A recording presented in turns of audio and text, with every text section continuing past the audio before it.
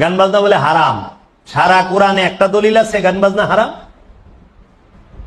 আল্লাহর জমিনের উপরে আসমানের নিচে কেউ দেখাই পারবো কোরআনের মধ্যে আছে গান বাজনা হারাম?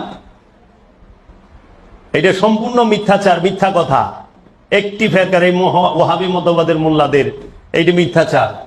গান বাজনা হারাম কে বললো? কোরআনে কোথায় আছে হারাম? যেটা সেটা অবশ্যই কোরআনে থাকবে এবং আল্লাহ এবং আল্লাহ রসুল বলবে। তারা সূরা লুকমানের 6 নম্বর আয়াত দেখায় কি, ওয়ামাইয়াশতারি লাহওয়াল হাদিস, তাহারা বাজে কথা ক্রয় করে। লাহওয়াল হাদিস, লাহওয়াল হাদিস, হাদিস মানে কথা, লাহওয়াল মানে বাজে। বাজে গানের আরবি কি জানেন? এই মৌলবীরা তো গানের আরবি কি হিডি জানে না।